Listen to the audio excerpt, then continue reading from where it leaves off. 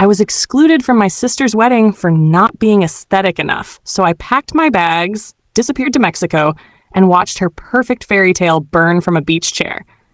You know how every family has that one golden child? Well, mine decided her wedding would be her coronation, until the crown slipped and the whole thing came crashing down. Welcome to Raw Reddit Tales. Please subscribe and leave a like for us. It means the world to us. Also, share this video with your friends and family and turn on notifications so you don't miss future videos from us. Thank you. Sit back and relax as we dive into the spicy story. For context, my sister Amelia had always been the favorite. The perfect grades, the perfect fiancé, the perfect smile she flashed at every family gathering.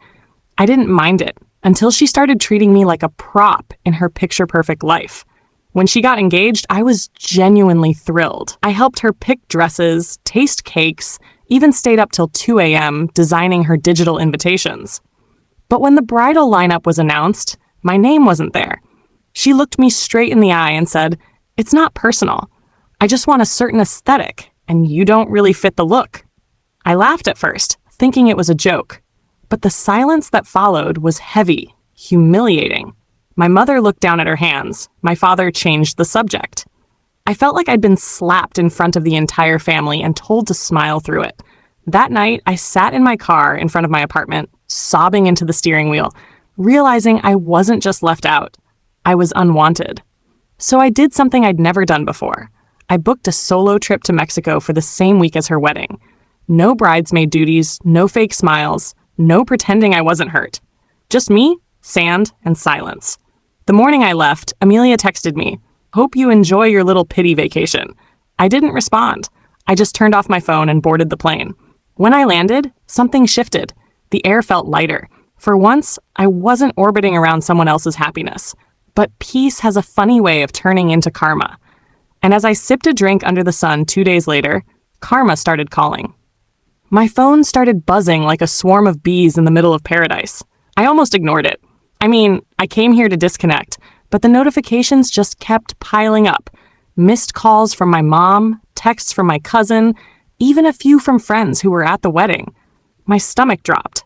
I hesitated, then finally opened my messages. Apparently, chaos had erupted back home. The maid of honor, Amelia's best friend since college, had quit 2 days before the wedding after an argument about money. Something about being underappreciated and not a personal assistant.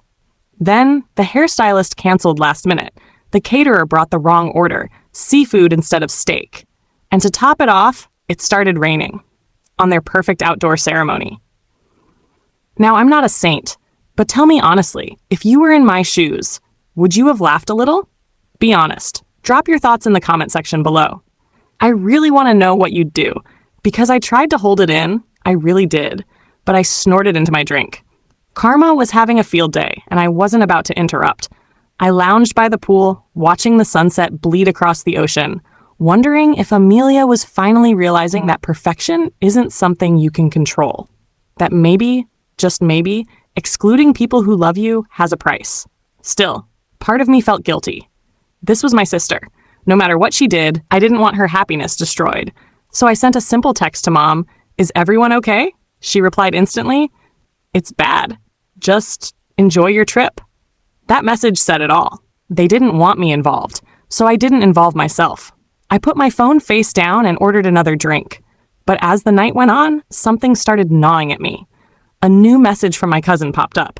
It said, "You're not going to believe who Amelia caught in the bridal suite."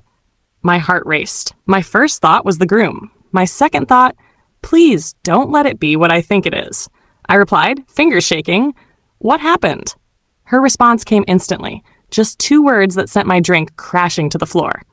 The 2 words my cousin sent me were, "He cheated." I stared at the screen, mouth dry, heart hammering so hard I could hear it in my ears. My sister's groom, the man she worshipped, the man our whole family called a rare find, had been caught in the bridal suite with someone else, hours before the ceremony. I sat there frozen, the ocean breeze suddenly too cold. Who? I typed back. Who was it?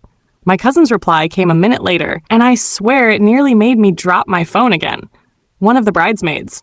I didn't know whether to laugh or cry. Amelia had picked her aesthetic dream team, and one of them had just ruined her dream wedding. Karma didn't just bite her, it devoured her whole. But before I could even process it, another message popped up, this time from Mom.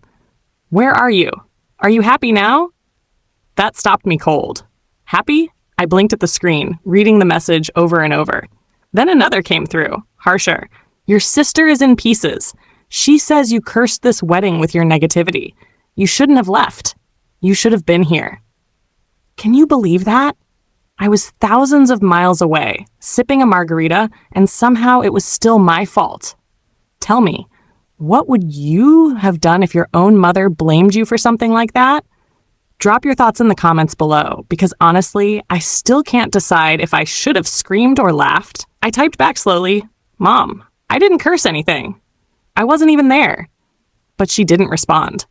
The typing dots came and went, then silence. I tossed my phone on the bed, trying not to cry. For years, I'd been the scapegoat of this family, always the one to blame when things went wrong, even when I wasn't around to witness it. That night, I couldn't sleep.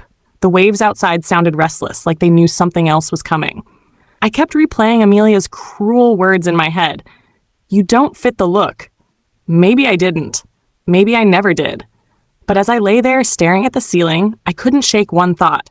What if this was bigger than karma? What if Amelia's perfect life had more cracks than any of us ever saw? The next morning, my phone buzzed again, this time with a call from my dad. His voice was low, tired. "Honey, I think you should come home." I asked what happened, but he just sighed. "Things got ugly. Amelia's blaming everyone. She's saying you jinxed her wedding, that you wanted this." I could hear shouting in the background, my mother's voice sharp and broken. I packed my bags in silence, my stomach in knots. The flight home felt endless. I didn't scroll, didn't eat, didn't even listen to music. I just kept replaying every moment, from the day Amelia told me I wasn't aesthetic enough to the moment she texted me that nasty message before my trip. Maybe this was karma, but it didn't feel good. It felt heavy, like grief. When I walked into my parents' house, the tension hit me like smoke. Amelia was there, sitting at the table in her ruined white dress, makeup smeared, eyes bloodshot. She looked at me like I was a ghost. "You happy now?" she spat. "Everything fell apart. He cheated. Everyone left. And you just disappeared." I opened my mouth, but Mom cut in. "You could have been here for her," she said, crossing her arms. "Instead, you ran away. Families stick together, no matter what." That line, "families stick together," broke something in me, because hadn't I always been the one sticking around? The one picking up the pieces after Amelia's tantrums, her mistakes, her drama? And now, when I finally chose myself, I was the villain. "Stick together?" I said quietly. "You mean like when you all let her humiliate me in front of everyone? Or when you didn't say a word while she told me I didn't fit her perfect little theme?" Amelia looked up, her lip trembling. For the first time, I saw something new in her eyes. Not anger, but fear. She whispered, "You don't understand. He wasn't supposed to marry me." I frowned. "What are you talking about?" She wiped a tear, her voice shaking. "He proposed to me because he couldn't have you." My heart stopped. The room went dead silent. Mom's hand flew to her mouth. Dad muttered, "What?" Amelia stared straight at me. "He told me once, if you just said yes to that date 2 years ago, it would have been you up there today." For a second, I thought I'd misheard her. The air around us froze. "What do you mean, me?" I whispered, though my voice barely came out. Amelia's eyes were red and glassy. "He wanted you first," she said, trembling. "Back when we all went to that New Year's party 2 years ago, he told me you turned him down, said you weren't interested. I thought it was nothing, but later, when he asked me out, I could feel it. He only wanted the next best thing." I stepped back, my pulse pounding.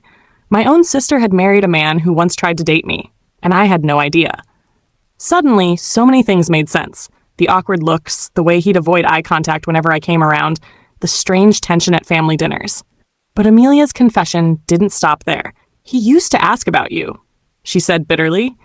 "Even after we got engaged, I pretended not to notice, but I did. I thought marrying him would make it go away." She let out a shaky laugh. "Guess I was wrong." My mother sank into a chair, whispering, "Dear God." Dad said nothing, just rubbed his temples, the shame on his face, almost unbearable. I felt dizzy. betrayed not only by my sister's cruelty, but by the secret that had poisoned everything without me knowing. Amelia, I said softly, you didn't lose him because of me. You lost him because he never wanted you for you. She flinched, then broke down completely, sobbing into her hands. For a moment, I almost pitied her. But then I remembered every word she'd thrown at me, every time she'd made me feel small, and the pity evaporated. I grabbed my suitcase and turned toward the door. Mom called after me. Where are you going? Somewhere peaceful, I said, glancing back one last time, because I'm done being the villain in someone else's story.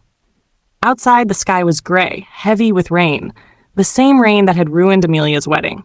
But for the first time in years, I felt clean, free. If you've ever been blamed for someone else's mess, tell me. Would you have stayed? Or walked away like I did? Drop your thoughts in the comment section below. The end. Please like and subscribe for more interesting stories like this. What do you think of this story? Please comment below.